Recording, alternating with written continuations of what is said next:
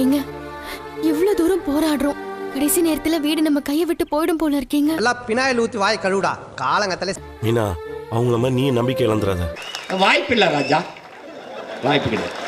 இப்ப ரெடியான காருங்களை எனக்கு தெரிஞ்ச ஃபைனான்ஸ்கிட்ட காட்டி கடன் கேட்டு பாக்குறேன். எப்படி? நல்லா இருக்கு.